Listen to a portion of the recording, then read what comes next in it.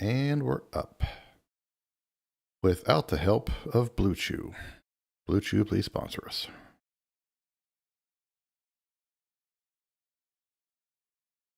That'd be amazing if they actually reached out. But then we'd have to sit here and talk about dick pills and boners and shit, so no. I mean, would it be any different than your normal day? Your normal day, My normal day revolves around weird shit sometimes. Sometimes. Yes. Gerbils, Third Avenue coffee, some weird stuff. Third Avenue coffee. I don't know what that means. Drinking. Oh, yes. There you go. You just got it. Oh, you just got it. You regret getting it now. Why? Ew. Why? Better question. Why not? I mean, I guess you can't taste the coffee that way. I mean, yeah, exactly. And I am not a coffee drinker. Oh, neither am I. So, no. That is how I would have to drink the coffees. Third Avenue or bust, Ooh. Okay, we're good there. It's weird. I am weird, Gibbs. What? No. I know. It's like that would have never occurred to anyone. They gave me a warning before saying that. This comes to me as quite the shock. Brother, if you don't know that by now. Oh, I know, because you're one of the few people that I have to have your messages muted in the car so it doesn't automatically read them. Why am I not surprised? Because explain to my grandmother what the butt chuggers is like podcast means without sounding like an absolute psycho. Oh God. Oh yeah. I've gotten a couple of funny texts from you that was like, well, let's turn off the radio. Oh jeez. That's great. Oh well. I can look back at it and laugh. Yes. Time heals all things except those crazy eyes, right? Jesus. Oh, so I hope everyone had a good holiday weekend. Yeah, it wasn't bad. Last weekend? Yeah. Yeah, it's all right. I was home alone. All alone.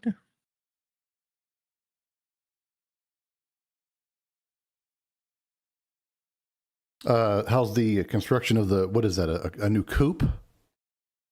No. Oh, the construction I'm doing? That's Yeah. a shed. Ah. I need a place to put my lawn equipment. Because now I have to replace the seat on my lawnmower because it's cracking due to being in the sun for so much.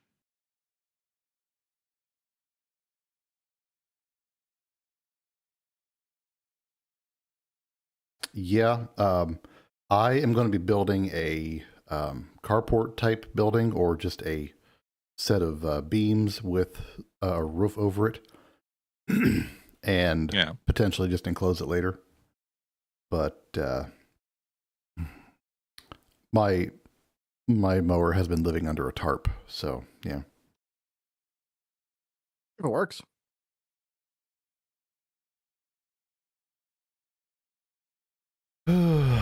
If you're joining us on YouTube, thanks for hanging around. We will get to the show here shortly. We are currently in the pre-show where we like to just hang out and say hi to anybody that likes to pop in, say hi, and shoot the shit for just a little bit before we ignore everybody in chat.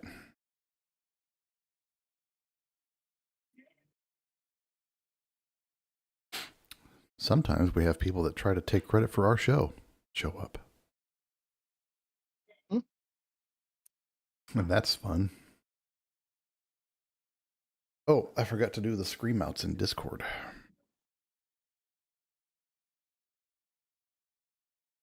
I'm slacking, Gibbs.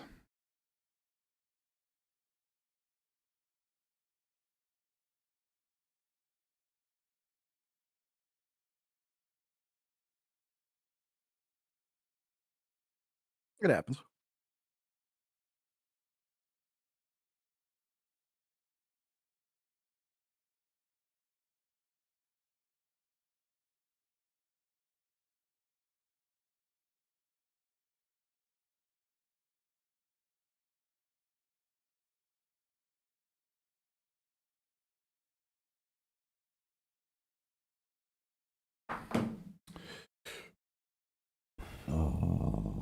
Oh, excuse me.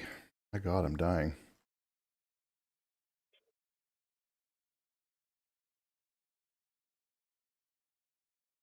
Don't do that. That kills people. No.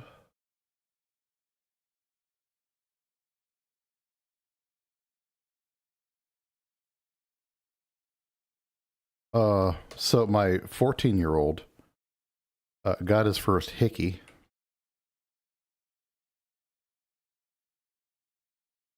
I'm going to be a Okay. grandfather before I'm 50. We That's know my your genes fear. run strong. We there's no surprise there. That's a worry laugh. See, the problem is you don't want to be a great grandfather by the time you're like 70 or 60. Yeah. No. That's the worry. Yeah. No. We don't want that. You'll have a multi-generational home pretty quick. Oh, don't. Don't. No. He's no. No. We don't want that. Dear There are Lord. no babies here. No. There are no babies or grandbabies in Bossing Say. What cabbages? Oh. Man.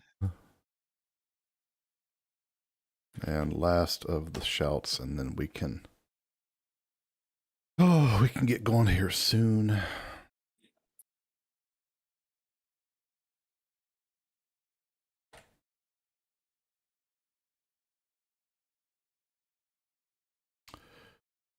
Beep, boppity, boop.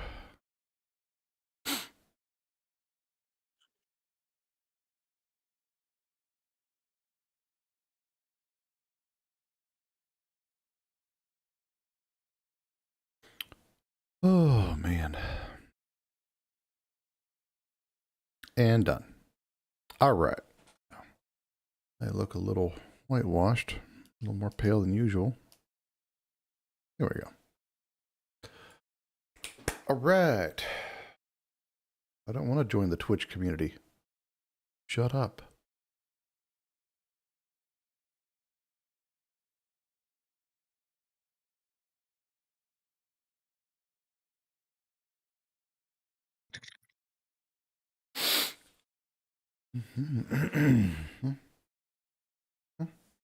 Are you part of the Black Mesa Research Facility team? I can neither confirm nor deny. Fucking basically Andoril. Oh. What am I getting an alert for now? My microphone is unmuted but has no signal. No, you guys can hear me okay, right? Yep. Okay. It's lying to you. Okay, good. Yeah. I thought so. It's like my ex.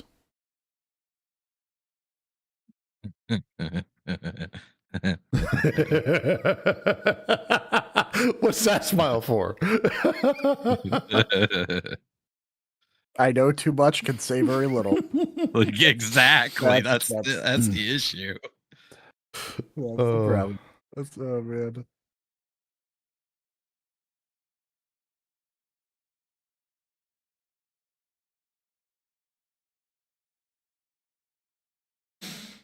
Oh man.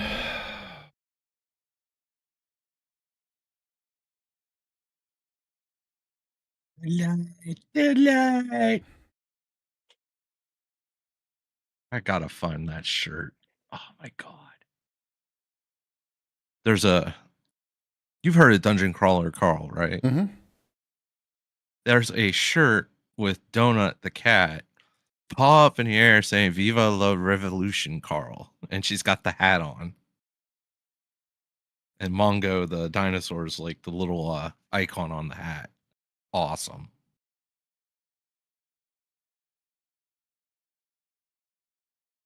Very cool. I don't care. I don't care if I'm almost 45 years old. I'd wear it.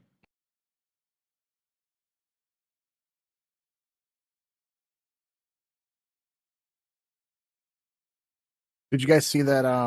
There's a company that's now 3D printing meat, basically. Yes. They're able Yeah. to print meat.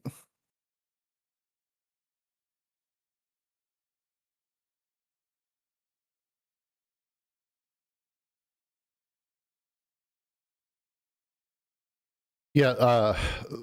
3D printed meat, lab grown meat, all that kind of shit. I don't think has any place. Maybe in like extreme emergency situations after disasters and kind of type deal, but just normal everyday grocery, no. I'm okay if it's at the grocery store, but here's the catch: it needs to be clearly labeled And separate. as non-natural, man-made, processed meat. It has to have like that label, big bold letters, and a special color. Then you're fine. Right. And I agree, like a separate section in the unnatural meat section, or the impossible meat section, or the I can't believe it's not meat section. Okay, whichever one you Right. want, but Oh, it should be in a separate category. this meatloaf tastes great. Oh, really? It's I can't believe it's not meat. It'd the be meat just don't- one. Now, would that be one more thing that the vegans would be like, see, you don't have to kill cows anymore? Maybe. Yeah, I still think the ticks are a vegan bioweapon. I think it's a Bill Gates bioweapon. Probably. I would still eat meat, puke it up, and then eat it again out of spite. Oof, that's yeah, that's some spite. And then What? drink a lot of hot coffee to get rid of the flavor. Didn't they confirm that was a man-made thing, though? I don't know if they've confirmed it or not, but they are trying to use CRISPR to increase its potency, if I read it correctly. But like, that shouldn't be legal. Why? Because humans consume too much meat and it's bad for the environment. So if they can do that, then they can help save the planet by making humans consume less meat. That's their thing. Depending on how extreme you want to go with this, I can find a real easy way to clean up the environment. Yeah. Yeah, that's the problem. Once you use that kind of reasoning, it's like, So when that happens, No. can I go ahead and get Sue happy then? Right. Because it's a corporation doing it, not the government. Yeah. Yeah, it's a slippery slope no matter how you play that yeah, organ. Home Depot selling medieval doorways? What? What? Ooh, I gotta see this. Medieval doorway on Depot. What defines as a medieval doorway? Like old school shit. Holy fucking hell. You're fine. Again, the world of houses, They are. old school shit does not. I show you. I'll put it in general Yes. chat for here. Send link. General.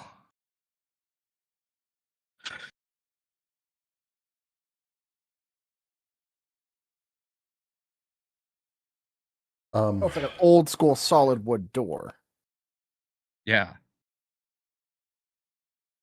Where'd Like I did like medieval door, Oh, that's a big doorway, link. Home Depot. And just, yeah. That is nuts. Oh, okay, cool. That's kind of nice, actually. I like the clear stain. Uh-huh. Ooh, this one looks nifty. And it's only $279.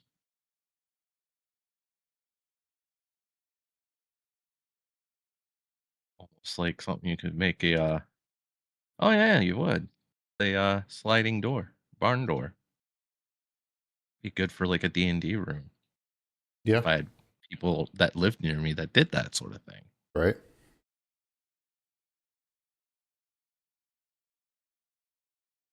I mean, you could go like Ultra Chud and just build the room and stream from it. No, that's true. Might have to do that.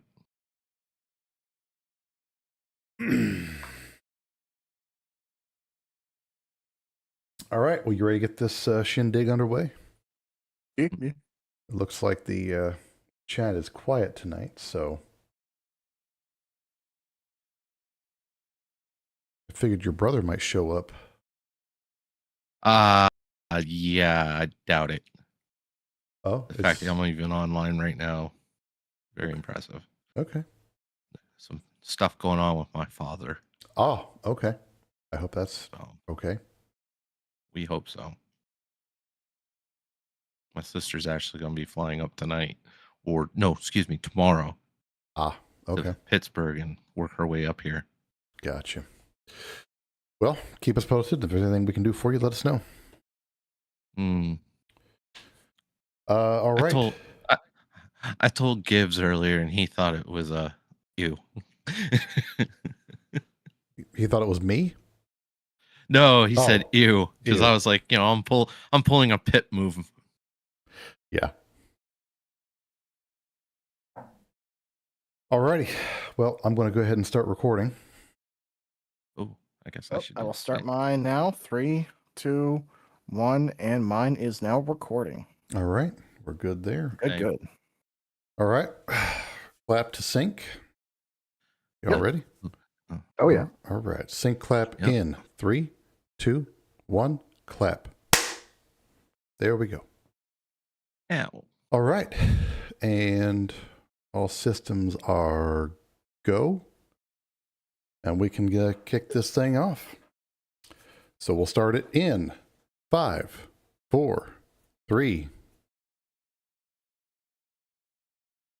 Welcome back to the Know What Consume podcast, everybody. I'm your host, Pip. Here this week with me are my co-hosts, Gibbles and Gibbs. Hello. And this week, I'd like to start the show off by saying congrats to the graduating class of 2026. Y'all have made it. You're all adults. Welcome to the real world. Walmarts and strip clubs everywhere are now hiring. And depending on where you live, they are probably one and the same. Yes. Welcome to being broke perpetually. Yes. So, what you chuckling about over there, Gibbs? If a stripper works at Walmart, you don't want to go. There's a reason. No. I was at Walmart this evening. I swore I thought I saw one. Sometimes it's just the people in Walmart. So that's the show. The people of Walmart is still probably one of the top 5 websites of all time. Absolutely.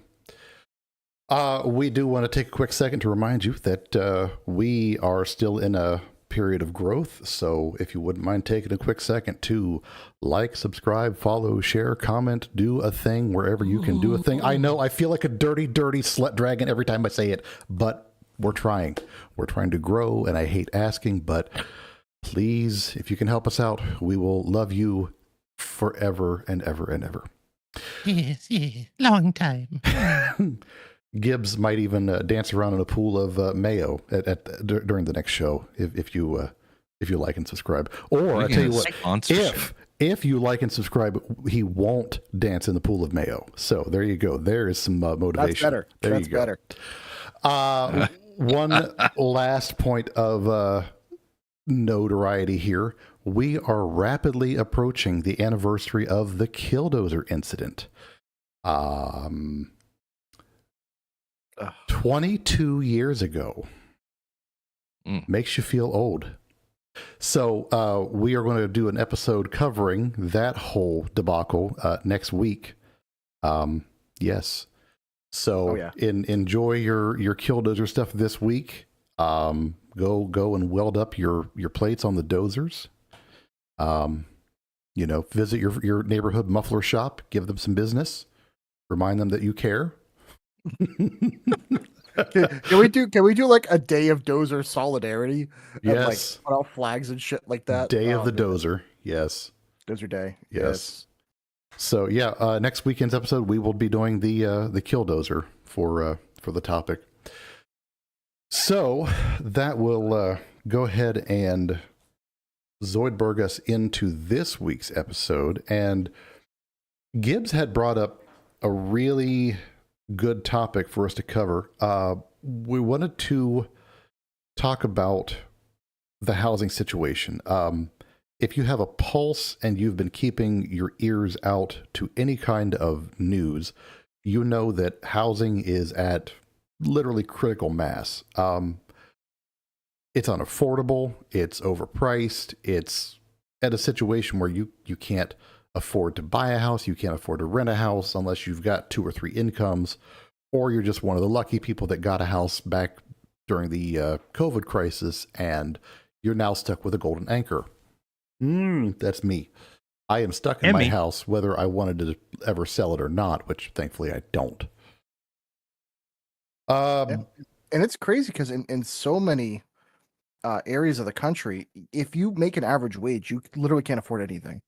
And I think a lot of people forget that if you're outside the major metropolitan areas, odds are your income is not a lot.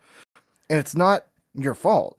You can get almost any job you want, but if you're out in the sticks or out in the middle of the countryside, it's going to be above, minimum wage, but sometimes 20 an hour, 25 an hour is the cap in many areas. And in a lot of places that doesn't go far. Well, there's a weird flip, and it depends on where you are, like where I am. That wage, you can actually afford a house. The kicker is you don't qualify for a house. Well, yeah. But you can afford it. Like, take, for example, my situation. My son Josh, with what he makes, if he actually works the full 40 hours every week, with his paychecks, he can actually afford to live here if I wasn't here. Now, he'd be house poor, but he could afford to live here and pay the utilities. And I think He would have a house. He would have a home. He would have utilities. He would have at least power. He could probably still afford his phone, and he could afford a very cheap food bill. But that would pretty much be it. I don't think he could afford a car. I don't think he could afford insurance for the car. And that's about where it would cut off. So if he had another income that was even $10 an hour coming in, that would offset it. Right. So where But that's we the sad live, part, is you don't exactly have like a crazy mansion. no. So it's like, even if you get a good job, you still have to work 2 of them. Yes. Yeah. Yeah. So And that's then there's assuming me. with your interest rate. yes, I Because remember, he would have a much higher interest rate than you. yes, So- Yeah. because That's the other part that would hurt. I have the VA that is cradling my ball sack here because I got a 2.5% interest rate. Fuck you. Yes, fuck Wow. me indeed. Yes, I'm like, almost 6 right now. oof, damn, buddy. When I lived down south, the house I built there, I was at 3.9 and I thought I was hot. Yeah. Yes. So, with tonight's episode, we wanted to start off with what could only be considered a genuine political miracle. Because with all the shenanigans that housing has brought, and I mean, the amount of content creators that cover this shit daily and weekly, you know that there's some stuff going on.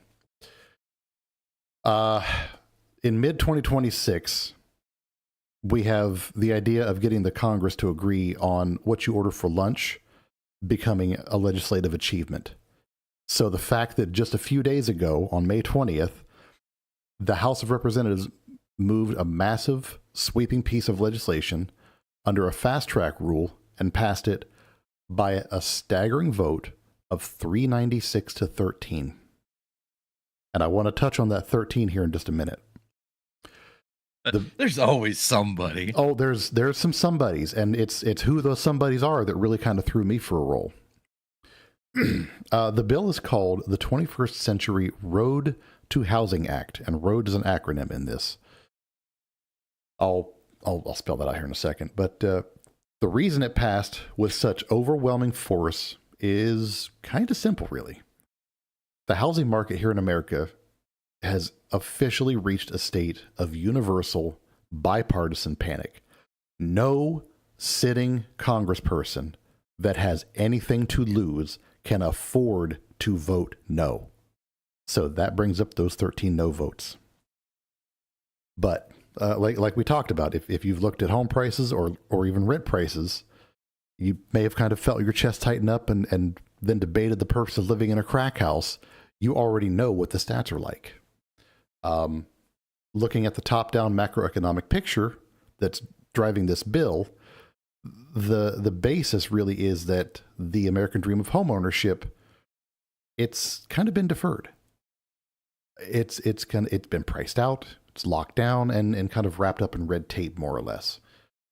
So this Road to the Housing Act that Congress is finally doing, they've admitted that you can't fix a shortage by just throwing money at the buyers. Now, this bill's not perfect because you throw money at things, it just inflates the prices even more. And we saw that during COVID with the Biden stimulus. You know, it was, now correct me, didn't Trump initially start that and then Biden carried it through, but then he extended it further? I believe he was initializing it, saying, you know, we're going to have to do something. And then, of course, the Democrats vilified him. They vilified the vaccine and everything until Biden got in office. And then all of a sudden it was like, this is the best thing ever. Right. We have to do this. Here's money. Here's this. Everyone should stay at home. Yeah. When you had Nancy Pelosi in the very beginning in Chinatown in California. Oh, God, I remember that now. Yeah. Everybody should come downtown. No, COVID is not that. Yeah. Yes. Everybody needs to come downtown. You know, there's no virus. I don't know what he's talking about. Yes. 12 months later. Oh, you should not be out of your house. What is wrong with you? You're committing a crime. Yeah, but she still went and got a haircut illegally. Exactly. Yep. Two weeks to flatten the curve for 8 months. Yeah. Yep. Yeah. So, what we're looking at with this bill, it's the fact that they have to physically build their way out of this crisis. So this bill is becoming kind of a big toolkit of federal carrots and sticks, more or less. It's going to force cities to audit their own vacant dirt lots. It's going to legalize factory-built modular housing on traditional foundations to help dramatically cut construction costs. And there's a highly debated rule that draws a line in the sand against Wall Street hedge funds buying up entire suburban neighborhoods. That last one right there. Part. Yes, that's been a big one. Now, I personally, and we're going to talk about this, but I personally don't think it goes far enough because it still has an insanely high limit to what they can buy. So it needs to come way the fuck down, but it is a start. You're right. So we're going to kind of look at the blueprint for all this, and we're going to try to break down some of the mechanics of this. So here's the point where if you're not super into all the politics stuff, you can turn this episode off and go listen to one of our other ones. But we're going to try to keep this one as moist as we can because, you know, Gibbs likes moist clam chowder sometimes. So, you know, even as someone from New England, I never got the whole clam chowder thing. I'll be honest with you. No, neither do I like corn chowder. I don't like chowder of any kind. No. I can go to Panera Bread and get a nice corn chowder. But yeah, clam chowder, ew. Yeah. All right. So, something to keep in mind. Right now, we are sitting on a massive housing deficit. And depending on where you get your information, the U.S. is short anywhere from 1.2 to almost 5 million houses, which is an absolutely massive number. We've been underbuilding for more than a decade, ever since the 2008 crash. We've had local zoning rules that have locked land in an absolute vice grip. And now the median price of an existing home has plateaued to an absolutely ball-crushing $400,000. Now you top that off with mortgage rates that are just sack-squeezingly holding at 6% or higher in some areas. 6% is considered low in my It- area. Yeah, Wow. yeah. That's It's that's high not around really here, that bad. but I've seen 4s in my area lately. But Yeah, That's but you 'cause live out. You hear Deliverance playing in the background where you you shut are. your so- whore mouth. Actually, it's a nice area. It is. It is a nice area, but I'm just. I've driven through like the actual Appalachians and like in Tennessee and crap like that. Trust me, you're fine. Yes. But you add in the fact that we're now hitting a historic median age of first time home buyers. It officially hit 40 years old. Now the bad part about that is that 10 years ago it was 30. So it's the same people. Yep. Yeah, it is the same people. What that We've does just gotten show is that older. the younger generation has not actually acquired any wealth No. in 10 years. No, they have. Which is kind of staggering to think about. People cannot save the money because the issue that we have is when inflation goes up, obviously taxes go up and everything else effectively goes up. So any cushion that you did have or any ability to save is now gone for a lot of people under the age of 30. Yeah. And that's the problem is you need those people to buy those starter homes.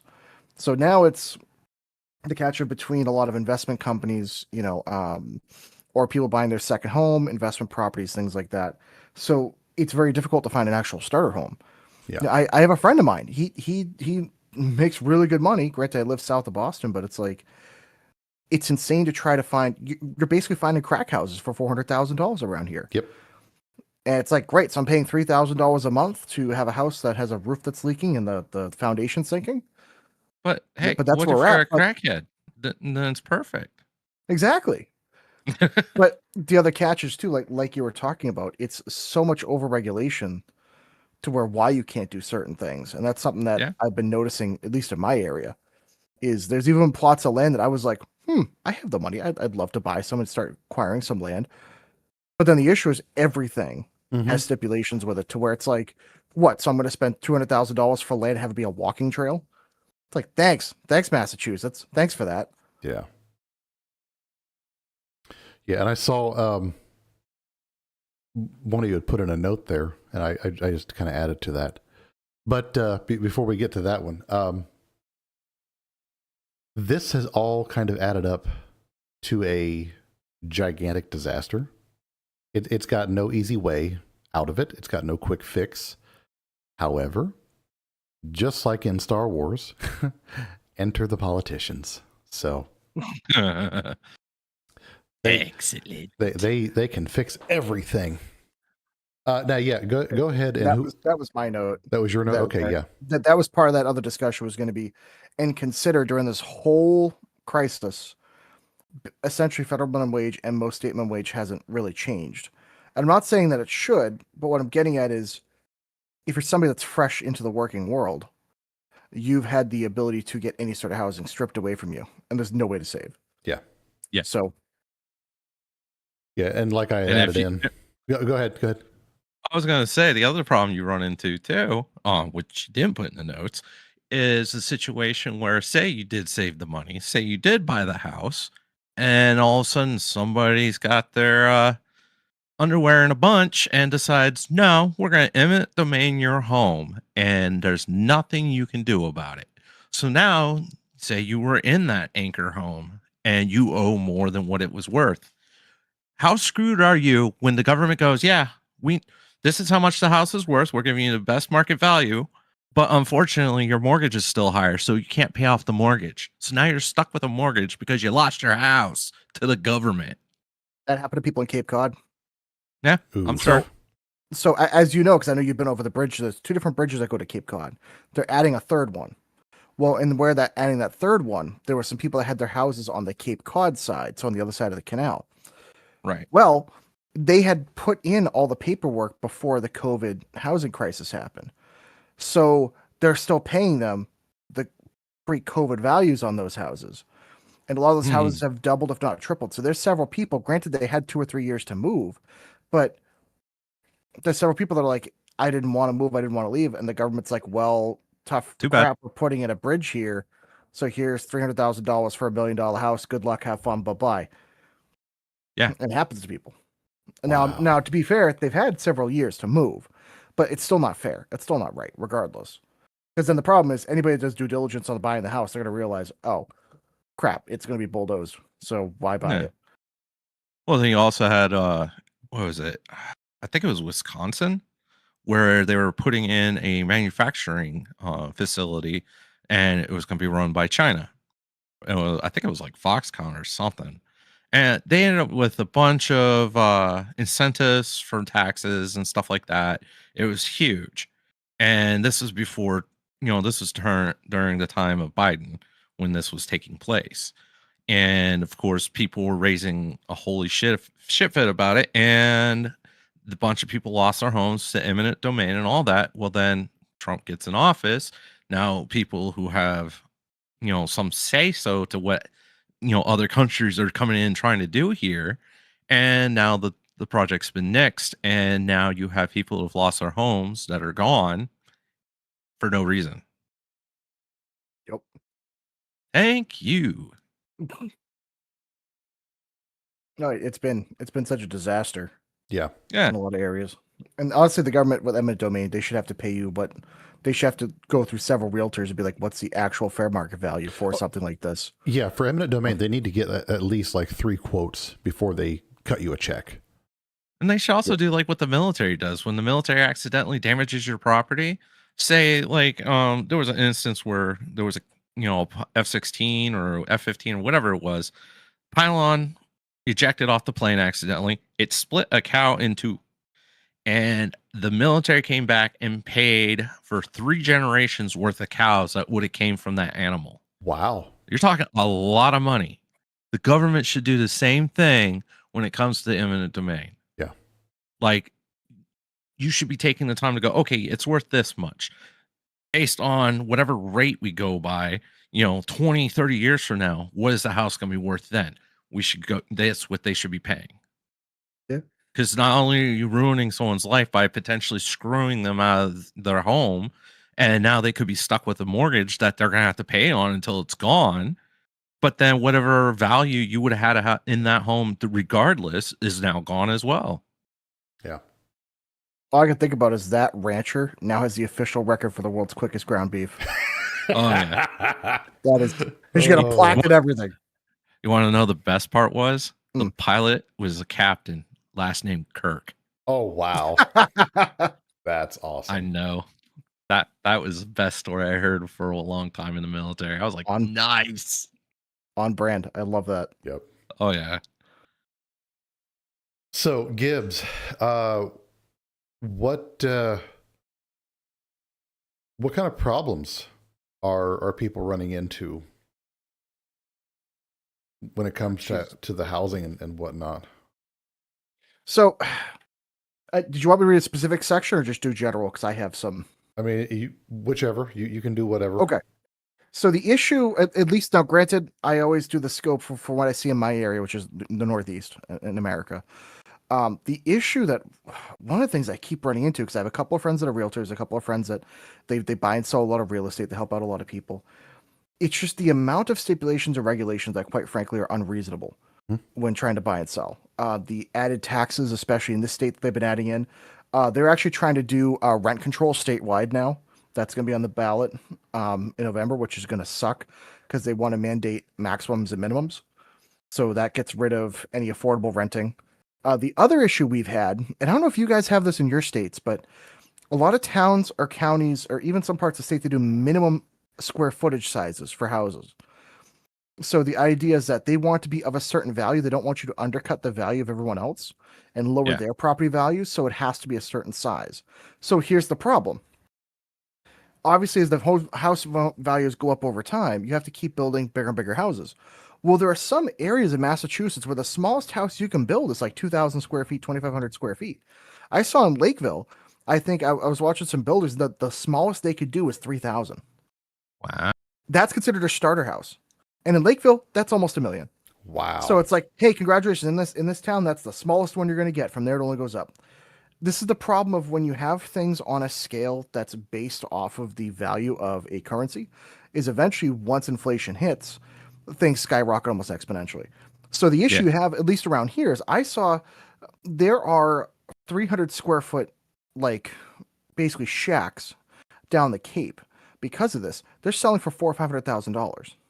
Ooh. Jesus. Because the alternative is, well, at least you can afford that, because anything else, if you want to do a new build, it's, hey, sorry, we got to make it 2,500 square feet, and to meet with Massachusetts requirements, it's going to be 800,000, 500,000 for a new build.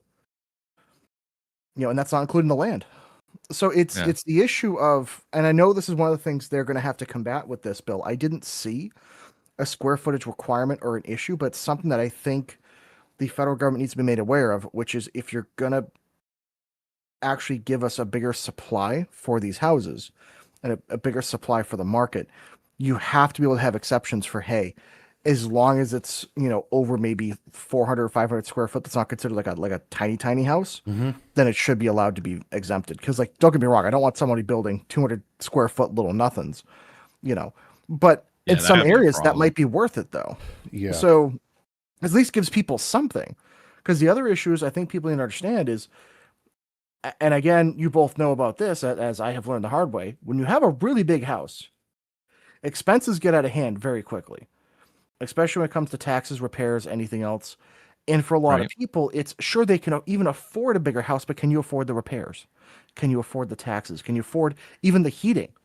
Like in Massachusetts, they've doubled the natural gas costs.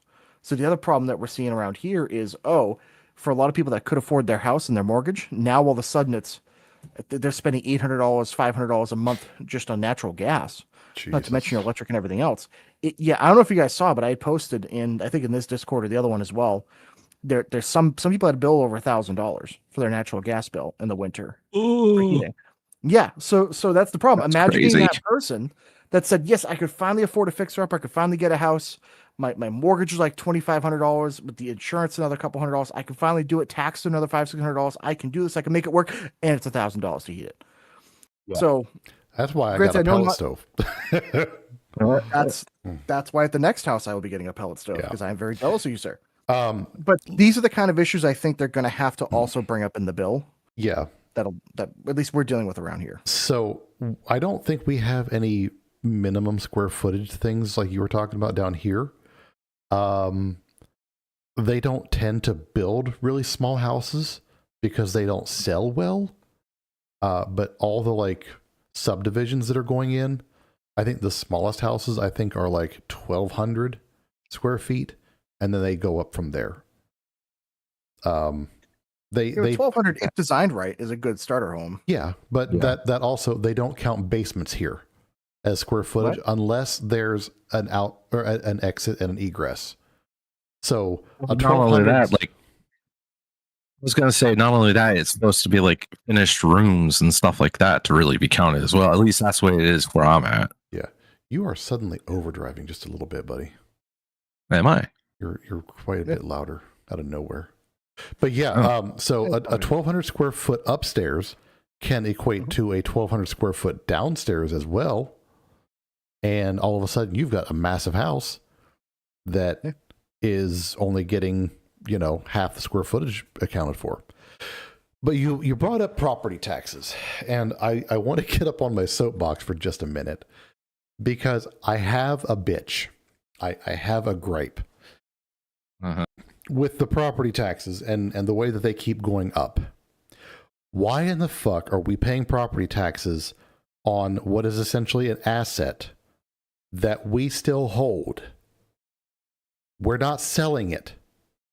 Right.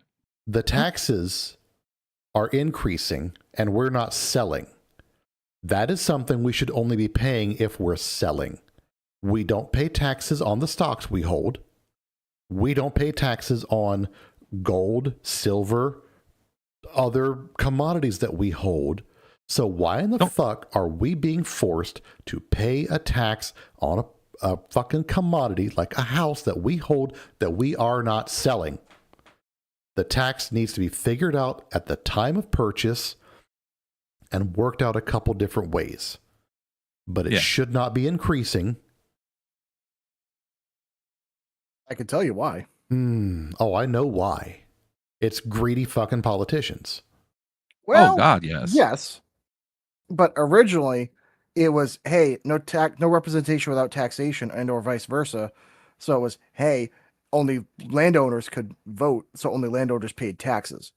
So unfortunately, it's the problem of back when we originally set this up before there were income taxes or a lot of other taxes. That was the sole, besides import like tariffs and a few other small things, that was the biggest generator of federal revenue up until 1918 when they did the income tax. So, or 1916. 13, but anyways, I thought. 13? It was for World War One. Either way, Maybe I'm it thinking was supposed to 13 be for the temporary. Fed. But yeah. You're probably thinking 13 for the Fed, yeah. Yeah. Because I think it was 1916, 15, something like that. It was supposed to be temporary for World War One, just to fund it. And as we all know, no taxes are temporary. Nope. But so I 100% agree with you.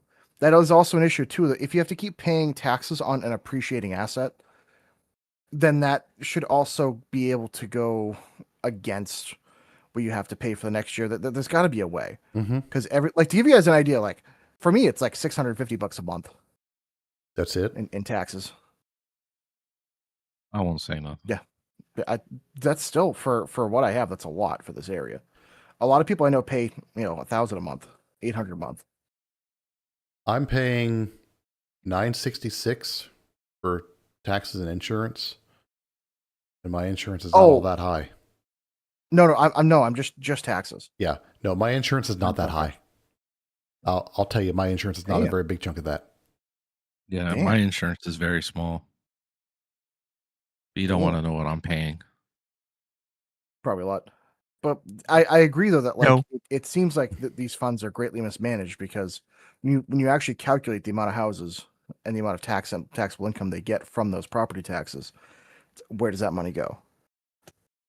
Yeah. Is it even being used? Right. And also, why do they just get to reassess? Have you guys ever had the issue too, where the town or the local municipality will just say, "Oh, your house is worth more now," right? And like you have to pay more. I had that issue where they tried to tell me my house had central air. For those people that don't know, my house was built in 1739. No central there's no air. way to have central air, and so they were very confused at the town hall when I was like, "I don't." They're like, "Well, it says you do," and I was like, "Do you want me to resurrect the people that built this 300 years ago to ask them? Like, what do you want me to get a Ouija board? Like how do we plan on going about this? Like, no, it doesn't have it. So there's no way." Just a real quick segue on that. My parents' house finally sold. Nice.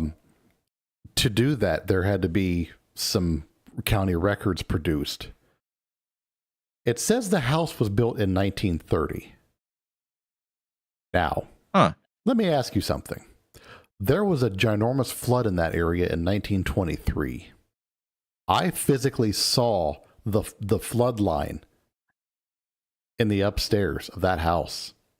So how, pray tell, does a flood from 7 years before the house was supposedly built leave a mark on that house? Paperwork wasn't done right, so somebody fudged the numbers. Well, what I'm thinking is that's when the last addition was done. Mm-hmm. That's when it first got put on record. Yeah. Because the bottom of the downstairs of the house was built before the Civil War.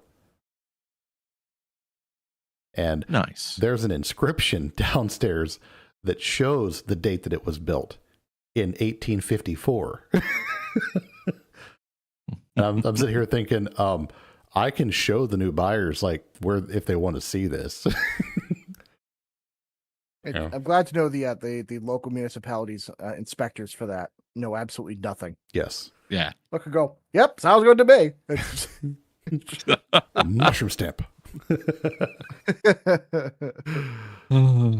But yeah, that was my gripe and my soapbox about property taxes, because I would actually have no problem paying like a small percentage for the actual land that I own if it's reasonable, which I know reasonable taxes, yeah.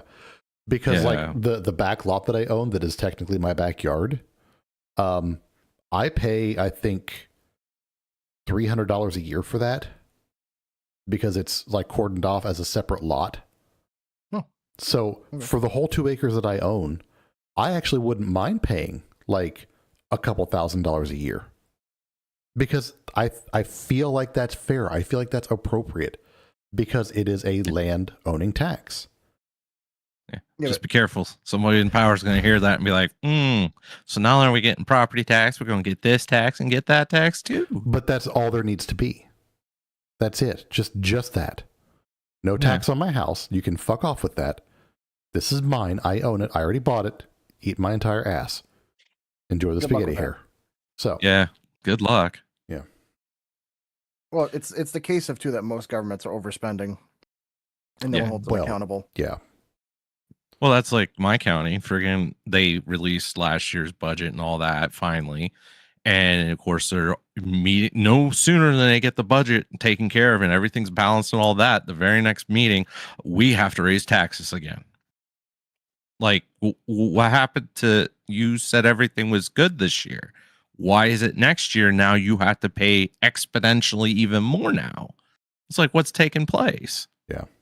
It's almost like they expect that people are just going to be like, yeah, okay, you got to spend more money next year. Well, it's You know, because most what- people have. Yeah. You know, most every government in America has been able to get away with every single year, at least every decade. They'll have a new group come in and raise everything. Oh, yeah. Yeah. Disgusting. So, getting back on topic a little bit, we have a bit of a war on red tape, thankfully. And there's a slight fight being fought against the NIMBYs. Do y'all know what NIMBY is? No. Not in my backyard. Oh, yeah. We had one of those when we were having a big old fight about chickens. Yeah, down here in Ohio, the NIMBYs are currently standing against the data centers. Because, Good. You know what? That's a good cause. yes. Fuck those. Zoidberg segue on the data centers. NVIDIA is coming up with the home-sized data center that they will pay you to run for them. That is something that I'm... Depends. Yeah. It runs Depends. it runs when you're using during off-peak times for your house. So when you're not home, it'll use the electricity that you wouldn't otherwise use. The internet you wouldn't Now, otherwise use. The question Right. is, though, are they going to pay you enough to cover the electrical cost and then some? Yes. They pay Depends like how a much. flat rate. I think I saw $22,000 a year. What? That's Yeah. wow. Can they install 4? It's like, I'll sign the paperwork. That sounds fine to me. Yeah, it's like, listen, I've got 2 acres. Y'all can have like the whole back lot. Go fucking for it. I've got 5 here. Fucking build a mini center. I don't care. Right. But that's Oh something my- I want to actually- keep my eye out for. If someone Hmm. seriously got paid that much, Yeah. like there's I a lot know. of people out there that could build a small house and build one of those out back and call it a day. Yep, that's the Yeah. retirement plan right there. But yeah, that's something to keep an eye on. But sorry, I had to sand crab on that thought.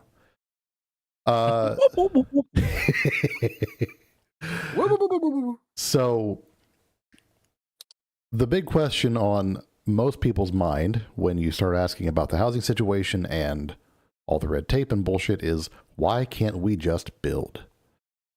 The sad fact is mostly because of zoning laws and regulations. There's a lot of single family only zoning.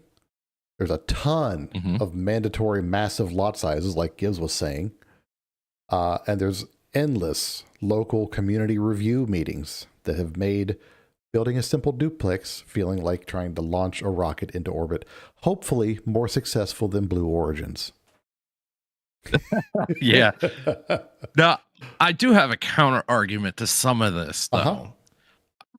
Being around the, District of Columbia with the big cities and stuff, I can see why some of these laws or zoning permits and everything were done in such a way, because if you start packing everybody in, and you're going to end up in a situation where you're going to be forced to take people with little to no income and put them in the same building as people that work for a living. Mm-hmm. And I'm not saying everybody does this, because that would be stereotypical. So I'm not trying to do that. But from a police officer standpoint, for what I've seen over 13 years, anybody that doesn't have a job, they have time on their hands. Uh-huh. And That's a bad what thing. happens? And what happens when you have time on your hands? You get bored. And some people, when they get bored, they do things they shouldn't do, like walk in their neighbors' homes and take things. Yep.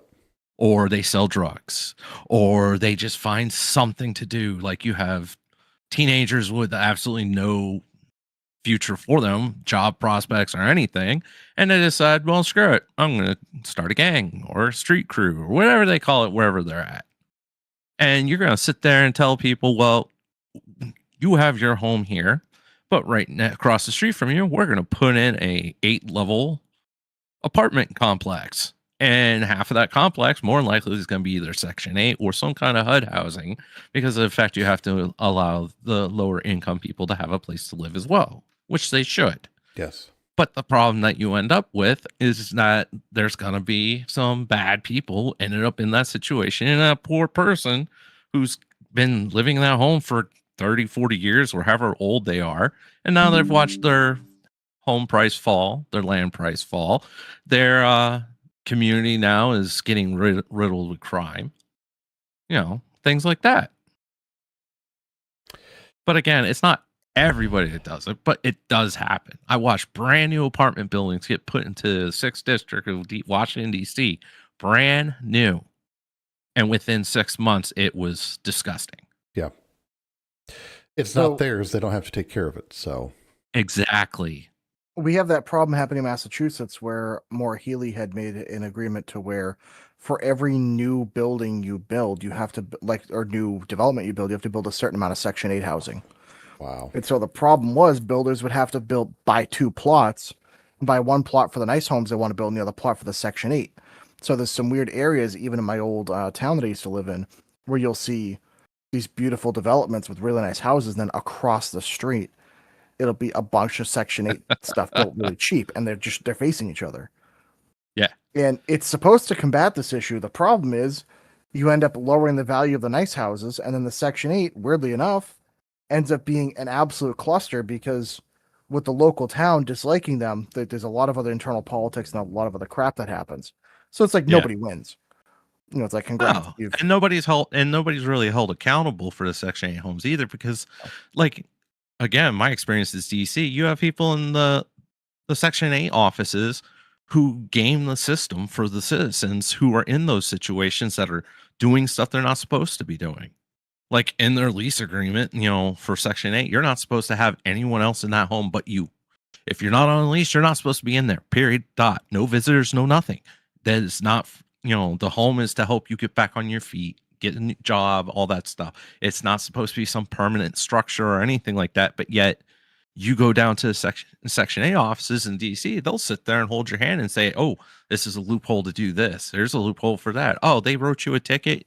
You're supposed to be getting kicked out. Oh, go over here and fill out this form and we'll extend it out until either they drop the case or, whatever, or we'll get you a different place to move into.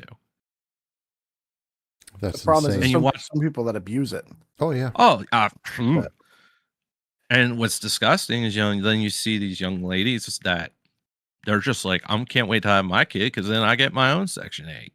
Not I'm gonna graduate, move out, find some place of my own, work for a living or anything. No, I want to pop out babies and get Section 8 because there's no incentive to take care of it or nothing. Yeah. And there is no incentive to take care of it. So you can trash the place and nobody's going to say nothing. Yep. So then you end up in neighborhoods like what Gibbs was talking about. We are on the idiocracy timeline, my friends. Yep.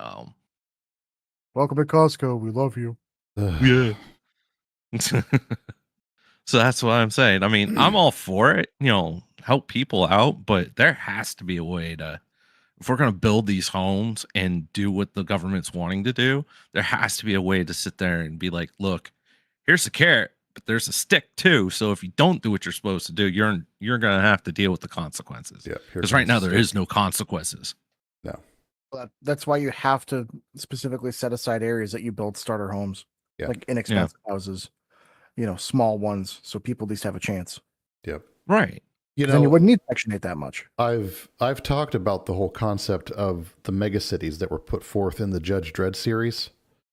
Yeah. I know that they would have huge inherent drawbacks, mostly like what Gibbles was just talking about. But if you have strict police forces like the judges, I think it could be made to work because there would be punishments, there would be consequences. But you can fit a lot of people into a smaller area because we're not taking advantage of the space that we have overhead. We only build out, we don't build up. And the funny part is, even building out, we haven't really built out that much. No. Unless you're like on the west, like right on the west coast or right on the east coast. Yeah. You know, the coastlines we've built filled up. where, I mean, I mean, it's getting to the point where you leave one town. Hey, look, we're already in the next town. And now we're already in the next town after that. Like Fayetteville, North Carolina. That town has been growing. And as it grows, it literally like an amoeba or whatever you want to call, like a single-celled organism, sits there and just envelops the town next to it until it's just annexed into Fayetteville. Wow. Yeah, I'm also a big proponent of converting warehouses into like miniature megacities. Or like what they're trying to do with large malls that have gone empty. Yeah. Yeah, just Well, I've long said this for a while. They're actually starting to do this in Boston in the Seaport District, where they're doing it to where the first floor and second floor are all commercial, and then the other like 10 or 20 floors are all residential. Yeah, and that's the whole idea. Yeah, and they're just starting to do it in Boston. It's actually working out really well. That the catch that's a good idea.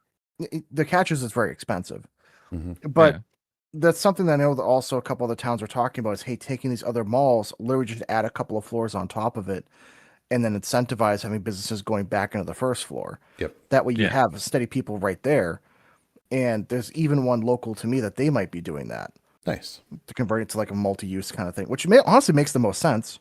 Because then you got people that don't have to be transported. They work and live in that area. Yep. It does make the most sense. Yeah.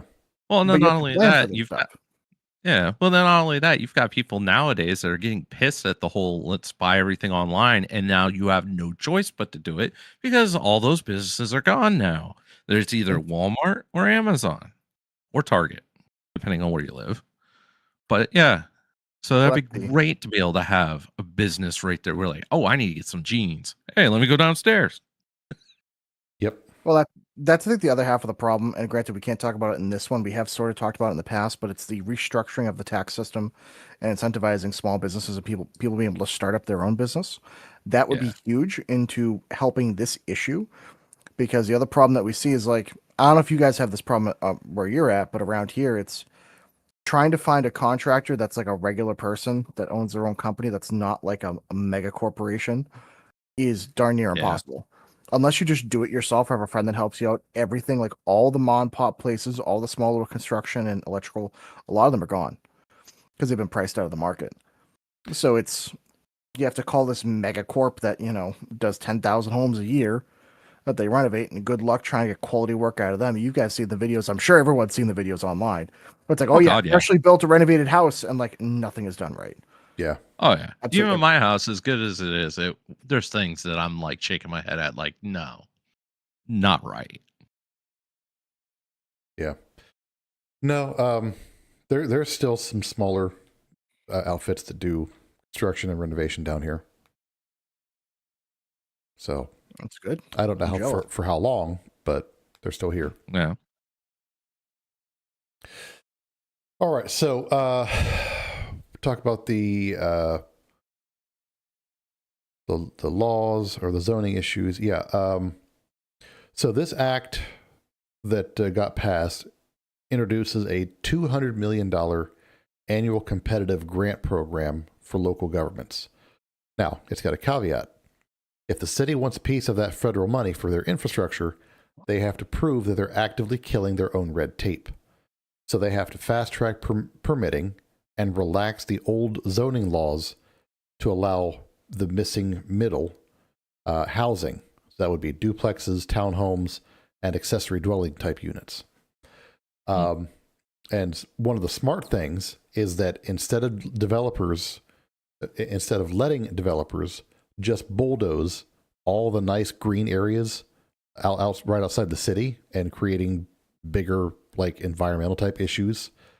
The bill explicitly rewards infill development, which is building on vacant or underused lots inside the existing city limits. So it prevents annexing more and more land just to qualify for what would be city limits. It also streamlines the national EPA reviews, specifically for the low impact urban infill projects. So while you still can't dump toxic waste, you can no longer use a 3-year butterfly migration study to block a townhome project either. So that's good news when it comes to building houses and getting sites inside the city used for better use. Oh yeah, land use efficiency is massive. Yeah, in combating this problem. And I think a lot of that goes back to what we were just talking about with reusing older buildings, vacant buildings. The malls have been a massive thing. We've all watched the decline of the mall, so find a way to revitalize it, turn it into something that can be actually useful. Not only that, but the issue I've seen too, at least in my area, is because the costs have become so extreme. A lot of places are very hesitant in doing any commercial work because of these changes in taxes and other laws. We've already had it happen a couple times in Massachusetts where you comply with the law, but by the time it's approved and done with and then ready to be signed off on, they might have said, oh yeah, by the way, in the last 3 years, the laws have changed. You have to redo this, and that. That actually happened to a local mall down in Kingston. Because I remember I was working for a construction company fresh out of high school, and I helped them do the plumbing for the new there was like a massive arcade and bowling alley. It was like 100,000 square feet. It was crazy. Jeez. It was like 35, 40 lanes. There was so many arcade games. It was nuts. Doing the plumbing sucked. That was a great job out of high school. Thinking about that when I was up digging ditches at 5:30 in the morning. But literally, I had helped them build that, and then within the next 5 years, the whole place had gone under. Because, oh yeah, that entire mall, yep, they did a ton of renovations to it, and Massachusetts changed a ton of laws, and then there was a housing development supposed to go in that they canceled. And they're like, well, we planned for another 10,000 people to be in the area. We don't have it anymore. So they ended up closing down a few years ago. Wow. So it's that kind of stuff that has completely decimated certain areas. And that's just Massachusetts, because that's where I know, let alone around the country. I've heard of so many stories like that. Yep. Yeah. Sitting there thinking you're complying, and then at the end you find out, oh yeah, by the way, which is dumb. Yeah. When things like that get filed, there should be like some kind of a compliance like allowance built in so that law changes don't affect this site for X amount of years unless it's some kind of like catastrophic fix that has to be done. Yeah. Yeah. But something to keep in mind, the federal government does not control local city dirt. That falls under the purview of City Hall. So in a massive portion of American suburbs, it is literally illegal to build anything other than a detached single-family house, which is kind of weird if you think about it. Yep. Well, I actually had this problem. A friend of mine, he wanted to buy some land down near Plymouth and divvy it up because there was 5 acres for sale. He wanted to divvy up into like 3 plots. They said, nope, it has to be a single plot. Like, well, what if I want to build several houses? Nope, you're not allowed to. Must be all one house. Like, so even if he wants to take care of like his sister, because they like his sister and her husband and like someone else, I forget what, they're like, nope, it must be all one property. Tough shit. Okay, so it's a big enough plot. It's multiple houses. Eat my ass. Nope, not allowed. Fuck you, it's Can't mine. even break it. Because it's a rich area of Plymouth. If he divvies it up into 3 smaller houses, it will devalue the property around him. So they said, nope, absolutely not. I live down the road. I don't want my house going down. Blah, blah, blah, blah. So, nope. You know why this happens? Because there are strict gun laws in Massachusetts. That's why this happens. Yeah, that's exactly why. Fucking no fun. Yeah. Yeah, we're not allowed to have fun here. Yeah. Because I would turn that into a fucking shooting range and devalue everyone's property. By the way, my kids had the best fucking idea to lower the property taxes. We find out when the auditors are going to come by. We're going to have the kids outside going all feral on each other, fucking ladder matches in the front yard, drag out the fucking wood into the front yard, have a big old burn pit, the whole 9 yards, and just wait till the auto drives by and takes a picture. Well, here's the thing: you got to grab a trailer for free off of Yes. Craigslist or Facebook Yes. Marketplace. Mhm. Get a couple of trucks that are really beaten down that someone will Put just 'em up park on in your bricks. front lawn. Yep. Yeah. Oh yeah. Go if you're gonna do it, do the whole 9. Absolutely. Yep. Right. And if we can time it to when the front window gets replaced, there's just a giant hole in the front of the house. Oh, Oh, yeah. yes. Oh yeah. Suddenly you're paying $300 less a month in taxes, and just don't tell anybody why. Just crazy. Crazy how that works out. Suddenly, I'm only paying $300 a year in taxes. Shoot. Like when Well, I first built my very first home down in Maryland, and they had the tax lady come by, and she's like, do you mind if I come in and take a look around? Oh, I very much mind. Do you have a warrant? Excuse me?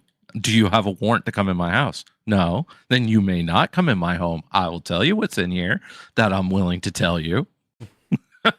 I did not let her in. And then when I moved here where I'm at now, and tax person came here, fortunately enough, my ex, she was out there, and she called me on the phone because the guy was demanding to come in the house, saying he had every right to come in the house to look around to make certain we're paying the correct taxes. And I laughed. I was like, if he continues to insist, call the cops, because tax people do not have the right to come in your home to do squat. They can take pictures of your home from the curb, and that's it. Yep. If they want to tax you for what it's worth, they already have the building plans that were submitted and approved. Exactly. So you tax off that. Exactly. Yep. Tax this dick. Yeah. Because I know some of them, I mean, it's obvious, when you, like in my case, it was an unfinished basement. They want to come in to see, is it really unfinished? Because where I'm at, they don't tax you extra if it's not finished. Like they don't tax you for the garage because it's not considered living space. Right. So until it's considered living space, that's less taxed. Yeah. So, I have a unfinished basement. Yeah, we'll go with that. Yeah, exactly. So, what can citizens do to help get things done in their localities? They can push city councils to adopt by right zoning, which would allow for accessory dwelling units like granny flats and even duplexes. I personally do not like duplexes, but some people do. By right means if the blueprint meets safety and building codes, the city must approve it automatically without forcing the builder to go through a gauntlet of angry public hearings. So, what that means is that if they submit a blueprint for a housing development and one of them gets approved and they're all the same essentially, and they can prove they're the same with minor differences, like, oh, we have these 3 that are this way and then these 3 are mirrored, but they're, other than mirroring, they're the exact same. Yeah. And then it goes like that all the way down the street and around the cul-de-sac to the other side. So it's 3 houses one way, 3 houses mirrored, 3 houses one way, 3 houses mirrored. But they're the same. They're just cookie cutter houses. If they approve the build plan, then that's it. The whole thing is quickly done. That would make sense in that instance, because you shouldn't have to sit there and go through red tape for an entire neighborhood. That's literally all one house. Right. Now, bring in the idea of the manufactured houses where you've got whole panels and stuff that are pre-manufactured. Same deal. If they approve the build process, if they approve the quality and say, okay, yes, this qualifies, all they have to do then is have the inspectors come out, which inspectors need fucking Psy to do the training, because good God. Y'all know who I'm talking about. Oh yeah. But it's a way for them to kind of fast track everything happening without getting in their own way.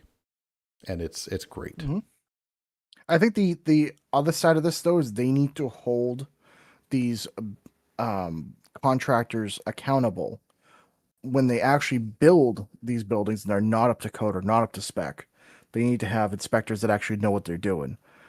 To Yeah. combat the other part of it. Because then the other part I've seen too is like a lot of these developments, they're built so crappily, like we spoke about, and they just have a bunch of issues. So just make sure, like the town, if you're going to fast track this and do this the right way, which I agree with, just make sure you hold them accountable and actually like checking up on the build like you're supposed to. Yeah. Because we had an issue near my mom's house where they were going to take out an old golf course that they basically went broke, and so it's just left sitting there, and they were going to put development in. The problem is that if they put the development in, it would have changed the water table in the area a lot. Because Oh, I happen to Lord. know I know people on the conservation commission, and one of the problems would have been is with my mom's house, it's on like the side of a slope and down, like it's built up, raised up. But then the issue would have been, oh yeah, the entire backyard would have flooded because they would have offset the water levels because they were going to basically bulldoze the entire golf Gotcha. course. Yeah. And one of the problems that we brought up there was, hey, who's going to hold them accountable if it does change? Because they kept saying the builder, like, oh yeah, no, it's not going to change. We already did the study. It's like, well, no, the town's done the study. We know it will. And then I brought up the point of, well, who's going to hold them accountable? And everybody was like, what? And I was like, well, yeah, what happens if you approve it and they still do this? And then my family's house gets flooded out. Who's responsible? And everyone Right. was like, oh, yeah, we got to We really didn't look into how we're going to do that. It's like, yeah, no shit. So just, just make sure. Well, I agree with a lot of these things. Just make sure you guys are holding your local towns accountable. Because I will tell you from experience, even if you're a local townsperson, like standing up in these town meetings and saying something, it goes a longer way than you think. Especially when you ask the one question everyone else is too stupid to ask. Yeah. Which, let's be honest, it doesn't take much to be the smart person in the room at these council meetings. Oh yeah. Because Yeah. honestly, Yeah. like, when it's Alaskan room temperature IQ, don't worry. Trust me, you're probably fine. You'll Yeah. probably Yeah. say something that's worth something. I've honestly been kind of tossing around back and forth, like running for city council, just because some of the potatoes around this area and some of the dumb shit they've been doing and approving really makes me question, like, what the fuck is going on? Well, speaking of dumb shit, you have the council member down in, I think it's Texas, where he was so pissed that his bill denied that he's submitting a bill that will not allow cell phones, internet, any kind of Wi-Fi in the city limits because his bill got turned down. He's like, oh, well, if you're, it was for the license plate cameras, the flock cameras or whatever they're called, that are like in shopping plaza malls and stuff now. Those things are illegal anyway, in my opinion, but that's right. But they were trying to have that paid for and stuff, and the citizens were basically lied to, so everybody was up in arms about it, so they eventually had to get rid of it. Well, more in line, the way this guy's been acting, he's very butthurt about it. So then he's submitting a bill that would make all this other stuff illegal because, oh, well, if you want digital privacy, you're going to have digital privacy. It's going to be all or nothing. That's ridiculous. Is the way he's looking at it. And everybody's just like, okay, you're doing this because you're not getting your paycheck like you wanted because of the fact that you were investing in something. So. Yeah, but people like him need to be held accountable. Oh, absolutely. Oh, absolutely. And that's why they should do that. Or you know what? You know what they should have done? Is I would have spoken with the police chief and said, you know what? Let's get the bill passed, but only watch him for it. Have him pass it. Absolutely. But I would immediately tell the officers the day that he signs into law, all right, great. Now you're following him everywhere he goes. Yeah, I want to know why he wanted it passed so badly. Mm-hmm. Well, the minute he looks at his phone, he gets arrested. Yep. Oh, yeah, that's true. So that's what what you do is the minute it's passed, you call him. The problem is I'd be the biggest asshole. That's the issue. Wait till he leaves 5 minutes, then call. Yep. Yep. The minute he picks it up, have a police officer right behind him, give him the lights. Oh yeah, I saw you're operating your phone while driving and operating your phone while in city limits. That is 2 crimes. So please step out of the vehicle, sir. Mm-hmm. Yeah, just absolutely. Oh, what if the officer did it himself? Even better. Yes. Calls that man around the phone. Hey, they would have an what are you exemption doing? because they're allowed to use the laptop and stuff while working. Uh-huh. So Yeah. he would have the exemption, not necessarily the politician. That's what I'm saying. You could have the officer setting it up just to see what he does. Nothing Get him wrong with arrested. that. put someone else Oh, as yeah. a new interim person, have that bill removed, have that all within 24 hours, the case closed. There we go. Enjoy your time in jail, you shit stick. Right. And then you got someone that sounds like Nelson. You know, we need people like that at like every jail. Someone to Right. humiliate people as they're going in. What'd you get busted for? Oh, you know, I peed in front of a bunch of kids at school. Honestly, maybe that's why we should bring back, what was it, the thing? I forget what they call it when they put your head The and the stockades. arms. And the Yeah. yeah. Stockades. Oh, Yeah, yeah. we should bring back public shaming. I swear that would Public work. shaming and just bullying in general. Well, I've seen over the years, the last 20 years, I've seen a few times where judges actually used public shaming as a punishment. Mm-hmm. It doesn't happen often, but it does. I watched the dude, he was on the street corner holding a sign talking about what stupid thing he did. And it was per the court that he had to stand out there X amount of hours, so many days. And it was calling himself out. It was either that or he went to jail. So he took the public shaming. See, that's why I wish I could be a judge, because that's all I would do. That would be my Shoot. favorite thing ever. Yeah. That's why I couldn't be judge. I couldn't be a judge. I'd come up with some real shenanigery. Oh, I can never be allowed to be in that position of power. Mm-mm. But you know what, though? Maybe it's time. Like, maybe we're at the point in this country. Like, because here's the way I look at it: is the people in power are already screwing us and like getting rid of our ability to ever have generational wealth or our kids or grandkids to do better. So it's like, could it be any worse? No, at least I'll get a laugh out of it. Like, I hate to be that. True. At Just 5 funny. o'clock, everyone Oh. will stand outside with a wheel of cheese and sing, I'm a little wiener. If you don't, Ask me about my wiener. You know? that's my contribution. Yep. Not the purge. Oh, It's yes. the song and the cheese. You know, maybe we need a purge. Mm. Oh, God. You know The- what the though? Like, it wouldn't work that well though. It's a problem. It really would when you think about it, because, you know, there's certain crimes that if you did do it, it has a snowball effect that affects everything the rest of the year. Yeah. You know, the simple way to do this, and I hate to be that person because I know we're getting a little bit sidetracked, but Oh, you know, at some point there's got to come some sort of test to have kids. I swear to God, it's got to be a appropriation yeah. license. Yep. Because let me tell you, give that a generation, that would solve the housing problem. Woo. Yeah. Just You saying. want government assistance? You are no longer allowed to have kids. You know what? I would honestly be okay with that arrangement. Take this. And birth especially when you end up with somebody that's like, I got 16 kids. Well, somebody's got to take care of them. Girl, guess what? It's you. control. It's you and their daddies. That's right. You know what? Which- Maybe what you do is when you build these housing developments, you just force all of them to live in the same complex. Oh, man. The same woman with all the guys, and they all have to live on the same floor, but they have their own each apartment. Oh, God. Oh, yeah. like, Chaos that would ensue. oh, the chaos would be insane. I watched that Oh, for okay, so listen, long, listen, and they didn't live listen, on the same listen. street. Here's how you fund it. You put cameras up and you Yes. stream it with pay-per-view access. You can Yeah. make it its Oh, own Big fucking Brother. streaming service. Exactly. Exactly. It'd be great. And they have to sign off that legally they Yep. don't have their right to privacy or anything like that. They're not cameras on the inside, but there's only cameras on the outside. Uh-huh. Yeah, you go to the bathroom, that's your business. Yep. Everything else, guess what? Yep. 24/7, 365. God, because I hate to say it, there are Sponsored people by that, like, Oscar Mayer.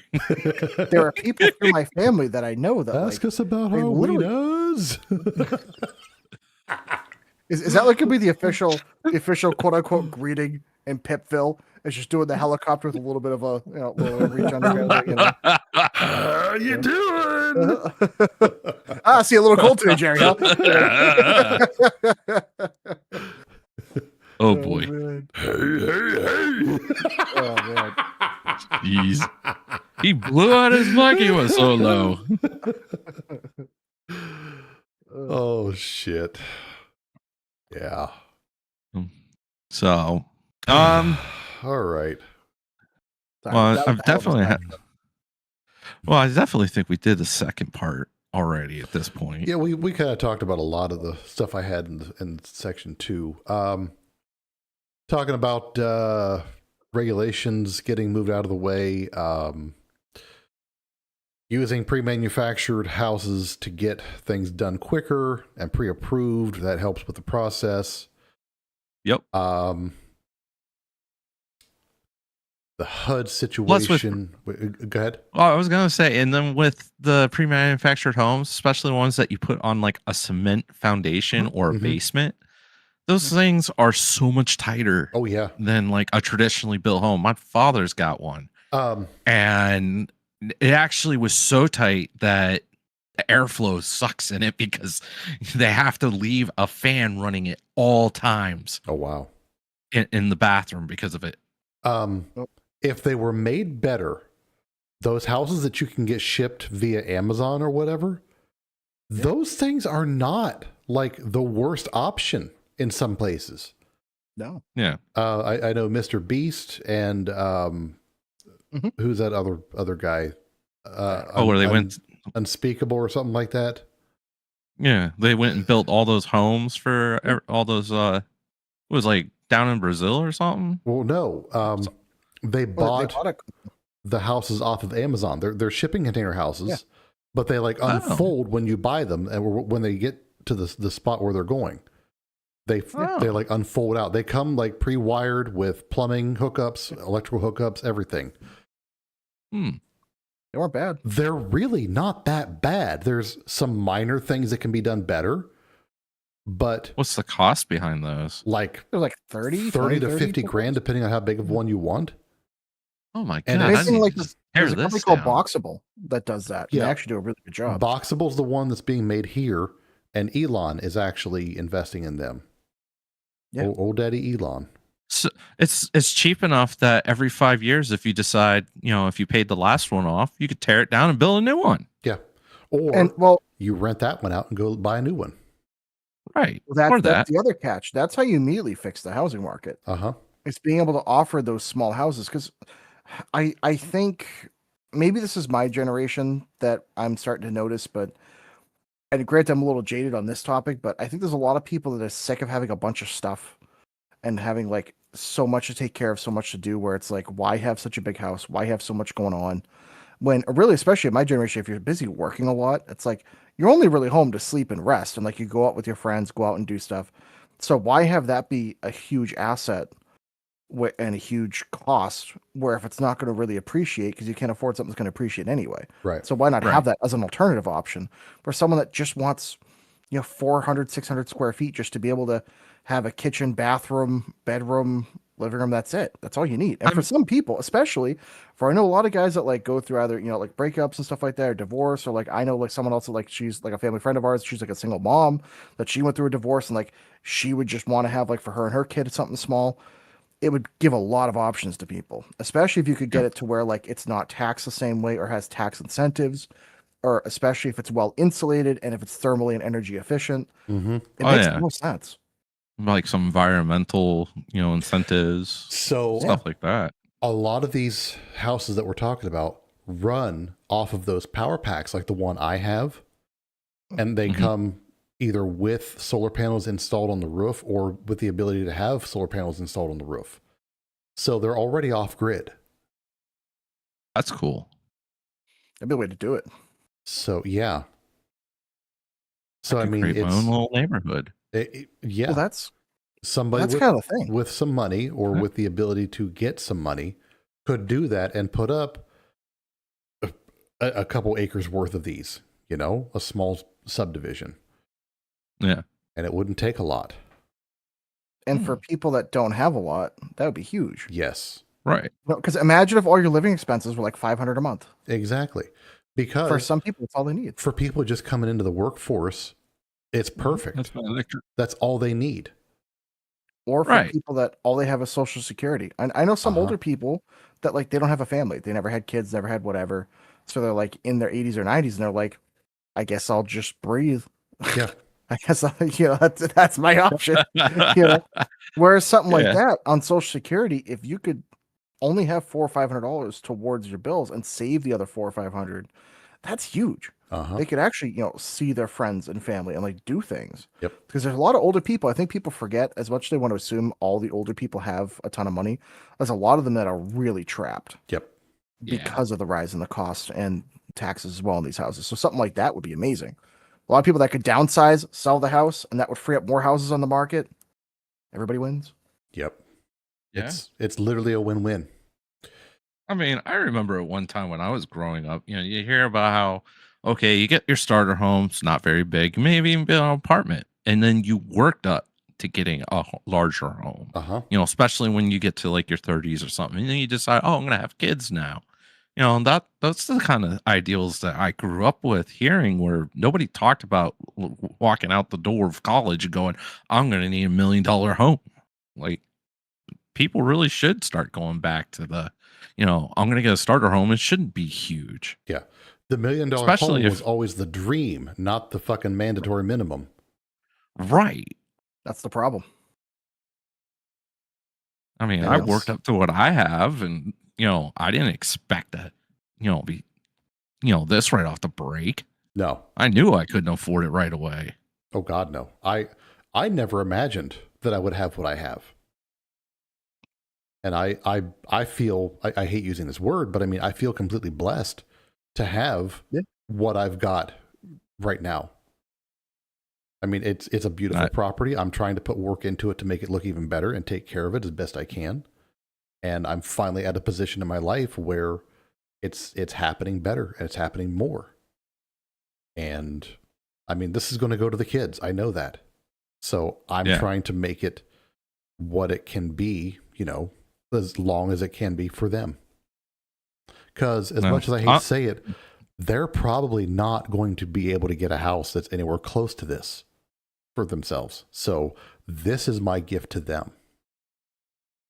That generational mindset, I think, is something a lot of Americans need to think about now. They should have been thinking about 5 or 10 years ago, but now it's houses will be generational. That's why, like, again, I know with like my girlfriend and I, like whatever house we get next, it's going to have the future in mind, like long term. The same thing with like my other buddy that he like has a kid, has a daughter, stuff like that. They're getting their stuff together. It's like, I've already talked with him. Like, I know he wants to buy a house. It's like, all right, you got to look at this long term. This is going to be something that eventually will be hers, or eventually she might be living with you, or, Yeah. Yeah. So let me kind of segue off here for a second. And this is not anywhere in the notes. And I do want to touch on the last section of the notes, at least before we end off the episode. There are some places, like especially California, that have the 100-year mortgage. What do you guys think about doing that with the prospect that it's literally the house you buy for your kids? 100-year mortgage? What kind of crack smoke are you intaking? Yeah. Damn. They do have a 100-year mortgage available in California. But like, how much What, are do they you pay in paying you to interest? live there? Do what? Yeah, and interest. Like, how does that even? Yes. So if it's $1 million property for Uh-huh. 100 years, you're paying so you're paying $1,000 a month for 100 years, effectively, Uh-huh. and that's not including the interest. So yeah, that would make sense in California because like, fuck, a shack is worth 1.5. So like, man, that would suck. Uh-huh. Being like, hey kid, welcome to the world. By the way, $1,500 a month. Like, no, like, I don't know. That'd be really Let's tough. see. Yeah. Because Yeah, like tough. I get why. The problem is you shouldn't have to. I think that's the bigger issue. There is the housing market there should be enough demand, there should be enough supply that you shouldn't have to finance for 100 years. Oh yeah, no. Yeah. That's but then insane.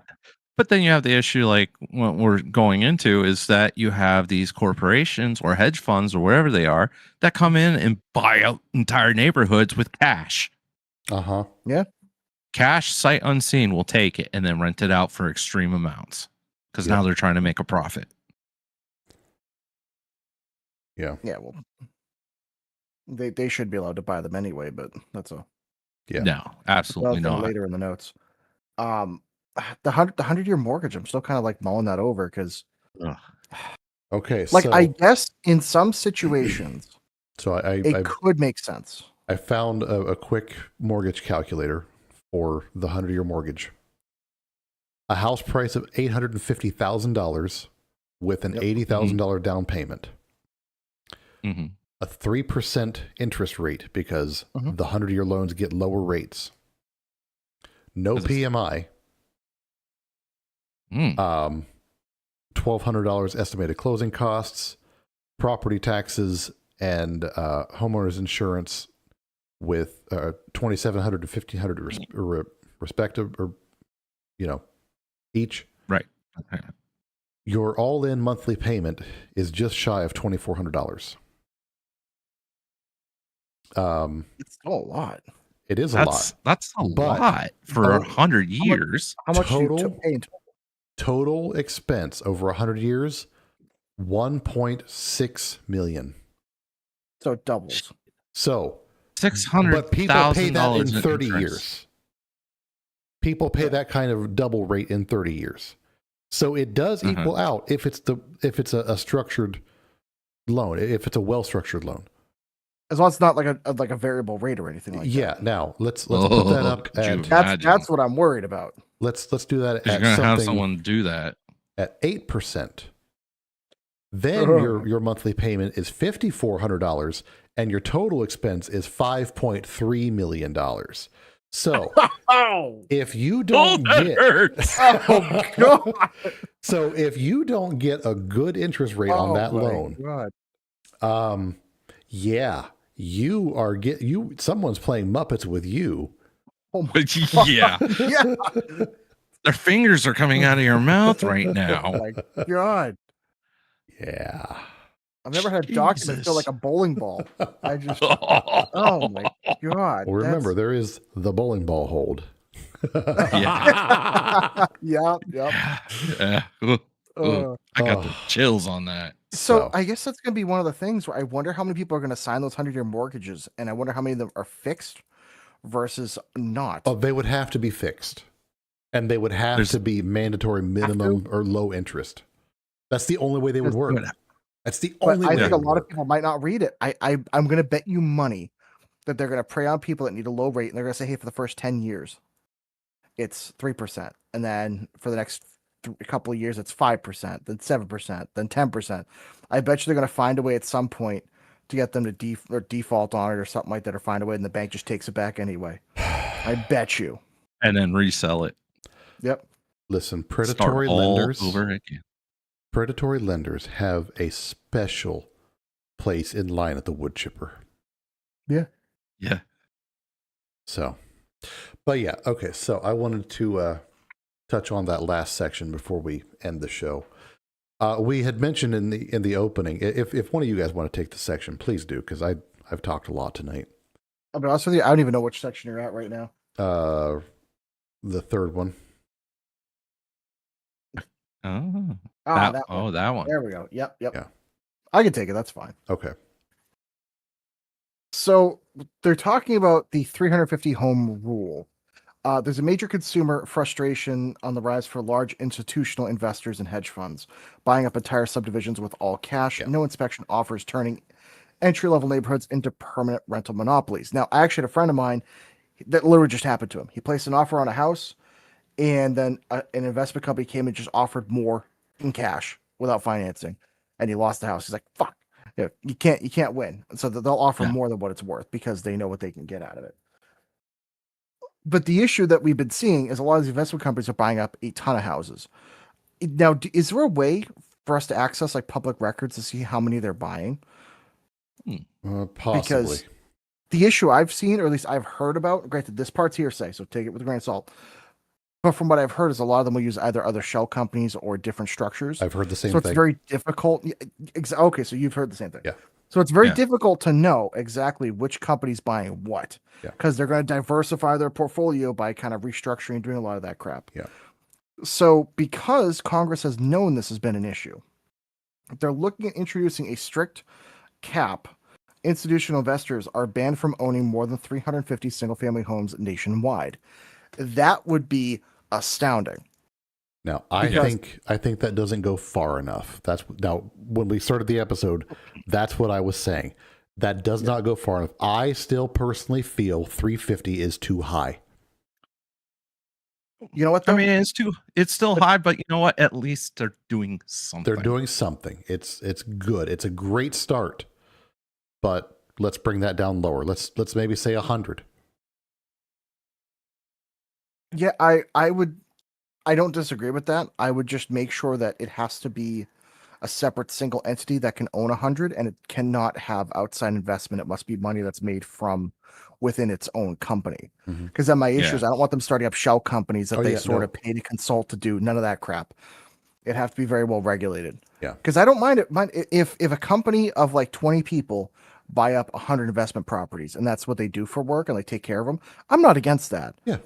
But buying up single family homes so no one has a place to live, that is some BS. Yeah. And So I also feel like they should actually be banned from buying the single family homes and only be allowed to buy like the duplexes, the triplexes, the multi-unit type structures, that kind of shit. Maybe, hear me out on this one, maybe it should be based off of supply and demand model where the idea is when there is more supply than demand by a certain amount, either percentage or an absolute, then they're allowed to buy. But until that point, as long as there's a shortage, I'd be okay they're with not that. allowed to touch it. Yeah. I feel like that might be a better model. Yeah, that's actually a good way to do it. Because that way the And housing it- market doesn't just drop out from underneath you, Right. you know? Yeah. So, real quick, we had mentioned that those 13 no votes, Oh, yeah. Yes. Name them. oddly list. enough, they were all Republicans. I did not see Really? that coming. Yeah. I'm not surprised. I was. Oh, yeah, because they're going to make money off of Yeah. it not going in. Well, they definitely didn't read the room then. No. Well, not to be stereotypical, but you know, not stereotypical. Not to make assumptions, but really, you're talking about older politicians being tone deaf and being surprised. Really, you know? Oh, come on, that's the least shocking thing. Yeah. Yeah. You know, now here's my question: weren't gonna vote for it. Were they all older, like Mitch McConnell, and like that kind of age range? Let me Have to be. let me pull up the You have the list list? because I had it yesterday. If it is, it's got all I can think about is, you know, the last major election down in Georgia when they were talking about one last stimulus check, and then Mitch McConnell decided that's the hill he's going to die on, and lost the Republican hold. Oh yeah. Well, he was one of the most useless Republicans. Oh God, yes, God, speed bump McConnell over there. Yeah. yeah, that turtle, I swear. Yep. Let me get the He's a politician that was so marred in the process. He did literally nothing to help the average person. Right. I can't think of a single time he's at. Mind you, I used to eat, breathe, and sleep politics until I decided to be able to sleep at night. And let me tell you, I have Needed a not heard. colon. Yeah, dude. And I don't remember a single thing that guy has said that has been useful, at least to someone like me. You know, I'm sure if you're a multimillionaire, a billionaire, you know, investment guy, it's like, yeah, he's probably done well by you, but Yeah. for the average person, no. Oh God, no. Every single one of them, Trump included these Yeah. days, is nobody. They don't care about anybody that makes less than a certain amount. No. Well, they know the gig is up. You know, they know kind of where things stand. Yeah. You know. Okay, I have the list. Oh boy. Please. Here is the list of all no votes. Would you like names and states? I would love that. Oh, Full rundown, full dress down. Let's go. all right, here we go. David Schweikert, Arizona. Andy Biggs, Arizona. Tom McClintock, California. Lauren Boebert, Colorado. Wow. Ah, Lawrence. ah. Before she left. Randy Fine, Florida. Wow. Clay Higgins, okay. Louisiana. Andy Harris, Maryland. Eric Burleson, Missouri. Warren Davidson, Ohio. Josh Breachin, Oklahoma. Scott Perry, Pennsylvania. Keith Wow. Self, Wow. Texas. Michael Cloud, Texas. Those were the 13 no votes on this bill. Did they have any reason why? Or It it's just doesn't list, but I would think that these people are either not afraid of the next election cycle or have something else up their sleeve. So Something. Well, I know Lauren said she was not happy with the current administration and probably going down in a blaze of glory anyway. So that's her. I'm not surprised. no. Everyone else though. I would like to say that Lauren Boebert and AOC just need to settle disputes on the House floor in bikini mud wrestling contests. That's the kind of politics we need. Unless I don't know, AOC. Every time I see a picture of her, it's the most unflattering photo. So unless she's just gorgeous in person, no way. All she has to do is just not talk. That's all she has to do. Just don't talk. Period. Yeah, but have you ever seen her at a rally? Yes. You're never getting your wish, buddy. The horse teeth come out. She's a person who could eat an ear of corn through a white picket fence. So she eats a banana for the shape, not the flavor. So Exactly. It just makes me think of that video. Do you like a Whopper? You know what though? I will give her credit, as much as it pains me to say it. She did have some pretty good stuff about the healthcare system a few weeks ago. So it's like, all right, at least even a broken clock is right twice a day. Yep. Yeah. All right. I have to give you one. Yep. I'll give you one. If that's the one we're going to give her, we'll give it to her on that one because I'll give her one. That's a big enough issue because healthcare. I'm not going to be happy about it. Yeah, but begrudgingly. No, we will give her the nod. But yeah, go ahead and keep going. Oh, I was on the wrong section. Where are we? Oh no! I have no idea. Gibbs, you were. Oh, there. Okay. No. Yeah. Because I can read, or you read. Who's reading? I was lost. I lost my spot because we were talking about other stuff. Okay, you had me. So, anyway. yeah. Professional podcast here. We know what we're doing. We try. We have fun. That's the goal. We have fun. That's right.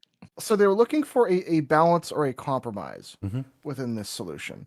The original Senate draft. Now, I do want to actually make a quick note with all this. This is in the House of Representatives, not in the Senate. Right. So keep that in mind for those votes. So it has not gone to the Senate yet. As far as I'm aware. No. Anyways, the original Senate draft wanted to force corporations to sell off their existing portfolios within 7 years. They should.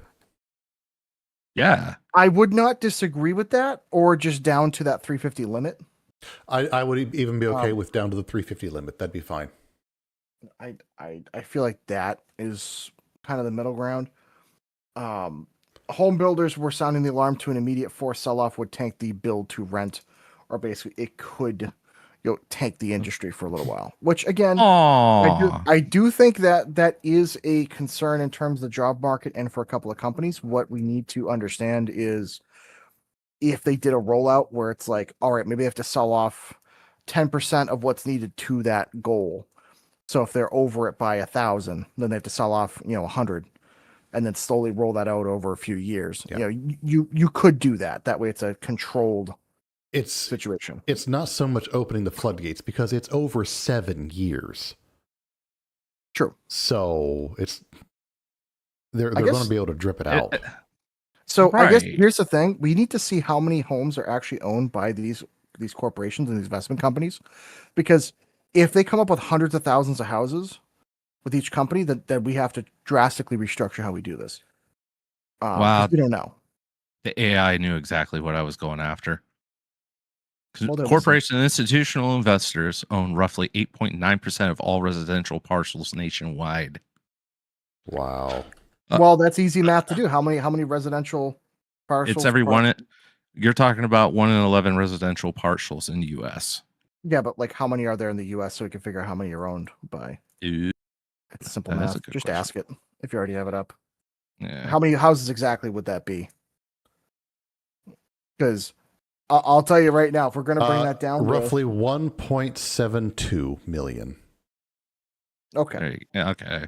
So if you hear what I'm saying, to get some of those companies down to 350, even if it ends up being to where there's 100 companies and it ends up being 35,000 homes, still that is a major So we would have to span it probably longer than 7 years. Just saying. Yeah.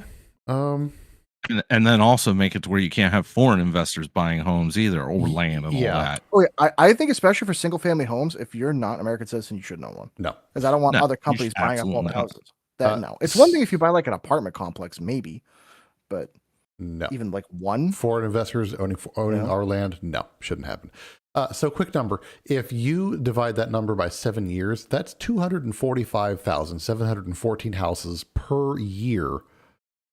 Going back to the market. Going back onto the market. So if you Okay. shit. That could work. 245,714. So 245,714. If you divide that by 50 states,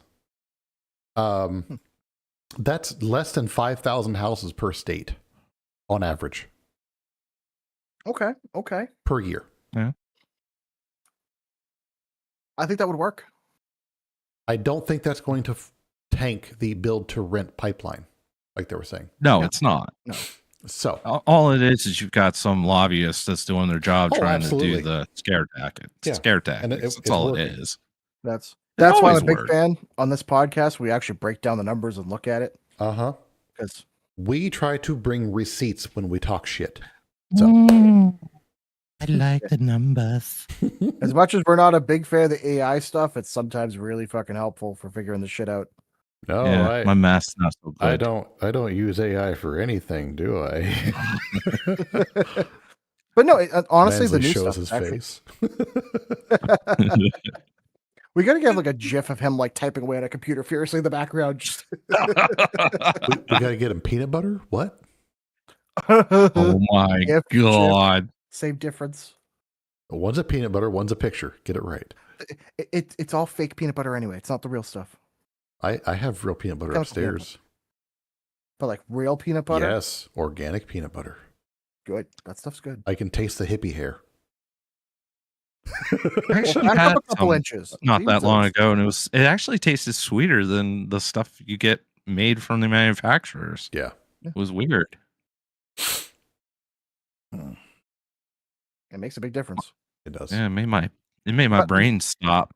You know what though? I hate to say it. Sometimes I prefer the artificial peanut butter. Maybe it's because I grew up that way, but like every once in a while, it's like, can't beat it. Mm-hmm.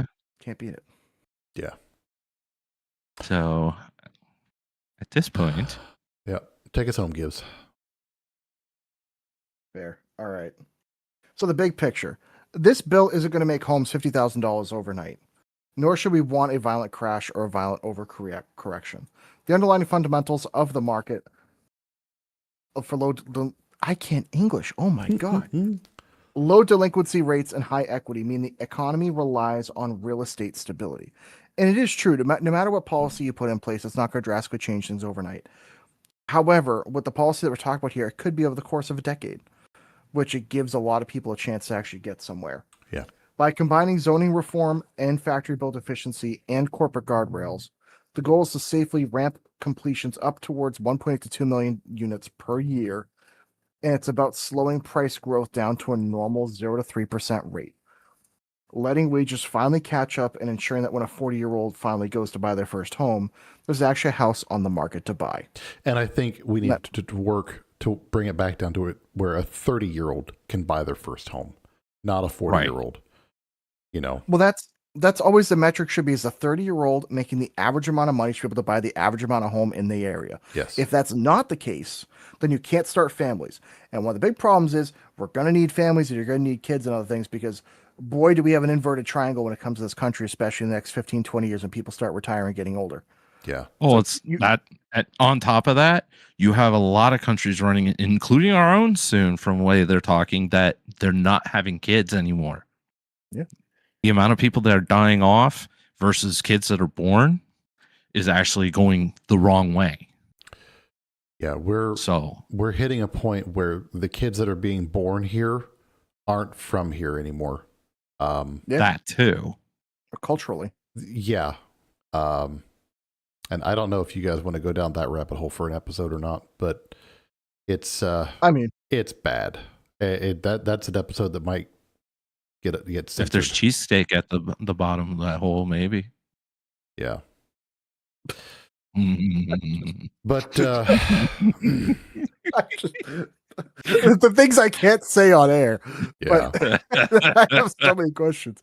That would be a discussion we could have. It's just unfortunate. I think that we might have to do that as like our premiere Rumble A episode. Rumble episode, yeah. Because that one would Mm. not get us canceled, at least on there, because you could say whatever. Yeah. But I would agree with the fact that culturally there is a big shift happening that is causing a lot of issues. Yep. So you're 100% right on that. Yeah. So that is the end of our notes section. Did you guys have anything else you wanted to add on to this for this evening? No, just my advice is get involved with your local community and make the difference the way you can. Because quite Absolutely. frankly, 90% of these, well, not 90%, probably 50% of these problems come from local zoning and town laws. Mm-hmm. So get involved. You know. Oh yeah.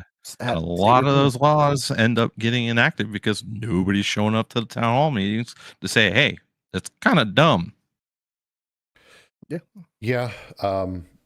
Local elections matter more than the big ones. The votes you cast for the small stuff matter more in the bigger picture. Yeah. So vote when you can, do what you can, and speak out where you can. And I think with that, that's going to wrap us up for tonight. So I hope you guys enjoyed it. Thanks for hanging out with us. And tune in next week for what I hope will be a very awesome Killdozer episode. Oh A yeah. very merry killdozer. A merry Killdozer. I'll bring my welding hat. Oh, fuck yeah. It's going to be a good one. So we'll catch you all next week. And until then, we love you all. Stay safe, stay happy, have fun, and we'll see you all next time. Bye-bye. Bye from Costco. We love you. Recording All stopped. right, recording is stopped. Stopped. All right, what episode are we on? Good Lord, I don't even remember. 22. 22. Season 2, episode 22. All twos. So let me just go check in with her real quick, and I'll be right back. Okay. I'm gonna turn off the camera real quick. 1 second.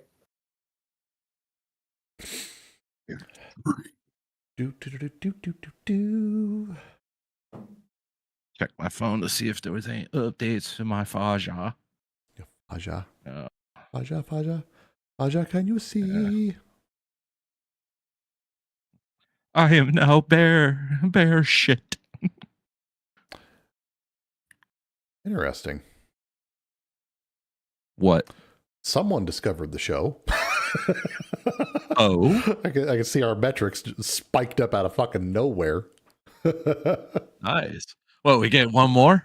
Well, there's 44 downloads in the last 24 hours. Cool. Let's see where it was at.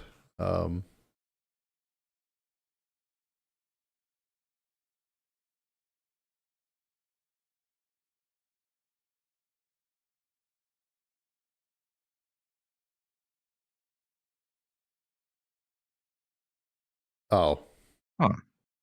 Those poor bastards. They're going to get caned. I still think my Singapore and South Korea.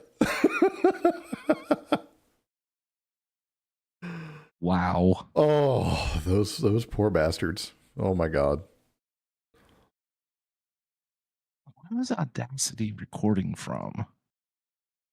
Don't Audio tell me is it. just. Oh no, it recorded. Okay. It did record. It's not as good as I'd like. Okay. I'm not happy with my audio. Gotcha. That's all. Because I remember at one point I had it sounding excellent. Yeah. And then after the freaking microphone decided to go. Duty balls. Mm-hmm. Okay, it's on best quality. Let me see. Was there a filter or Audio. anything you were running? I've got it going through broadcast. And do you have that getting captured? That's what I'm looking. That might be it. Record. No, that's going through in the video broadcast. Okay. Huh. Yeah, I don't understand. I really don't get that. Well, we'll have to get some time later this week to poke through and find out. But I'm going to go Yeah. ahead and kill the stream. So